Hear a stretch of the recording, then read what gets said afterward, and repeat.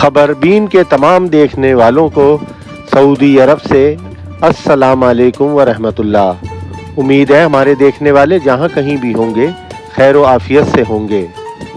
आज हम हज से मुताल्लिक़ एक इंतहाई दिलचस्प और मालूमाती वीडियो के साथ एक मरतबा फिर हाजिर हैं। सऊदी अरब में जूं अय्याम हज करीब आते जा रहे हैं, हज इंतज़ामात में भी तेज़ी आ रही है। मक्का और मदीना में पाकिस्तानी हज मिशन भी हिजाज़ मुक़द्दस में मौजूद हम वतनों की खिदमत के लिए दिन और रात काम कर रहा है। हज इंतज़ामात की निगरानी के लिए वफाकी वज़ीर हज और मजहबी उमूर चौधरी सालिक हुसैन इस वक्त खुद सऊदी अरब में मौजूद हैं, जहां उन्होंने मक्का और मदीना में पाकिस्तानी हुज्जाज को फराहम की जाने वाली सहूलतों का जायज़ा लिया। वज़ारत मजहबी उमूर का कहना है कि पाकिस्तान ने आज़मीन हज की सहूलत के लिए मक्का मुकर्रमा और मदीना मुनव्वरा में अलग अलग 2 कंट्रोल रूम कायम कर दिए हैं। हज से कबल हज़ारों पाकिस्तानी सऊदी अरब पहुंच चुके हैं। इस साल 1,79,210 पाकिस्तानी सरकारी और प्राइवेट स्कीमों के तहत फरीज़ा हज अदा करेंगे। पाकिस्तान ने गुज़िश्ता हफ्ते 1 महीने का फ़्लाइट ऑपरेशन शुरू किया था। 5 airlines PIA, Saudi airline, air blue, serine air और एयर सयाल 9 जून तक पाकिस्तान के 8 बड़े शहरों से जद्दा और मदीना के लिए 259 परवाज़ें चलाएगी।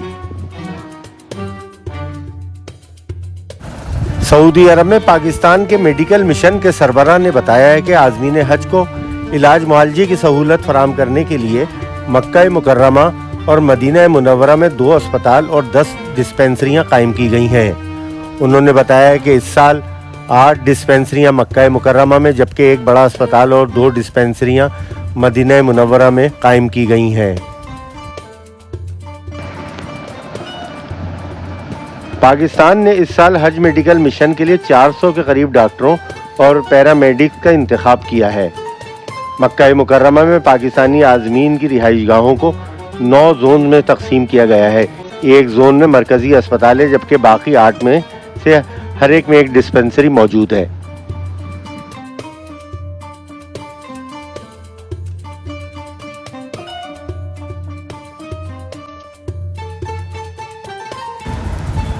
सऊदी अरब में इन दिनों अगर मौसम की बात की जाए तो इस वक्त गर्मी की शिद्दत में बतदरीज इजाफा होता जा रहा है और इम्कान है कि अय्याम हज के दौरान गर्मी की शिद्दत मज़ीद बढ़ जाएगी।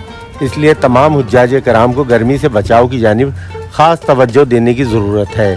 हुज्जाज कराम को मशवरा दिया गया है कि वो सूरज की तमाज़त से बचने के लिए छतरी का इस्तेमाल करें, सर ढाँप कर रखें, जिस्म में पानी की कमी ना होने दें और दिन के वक्त गैर ज़रूरी तौर पर अपने होटलों या दूसरी अकामत गाहों से निकल कर घूमने फिरने से गुरेज करें, क्योंकि बेएहतियाती से वो हीट स्ट्रोक का शिकार हो सकते हैं।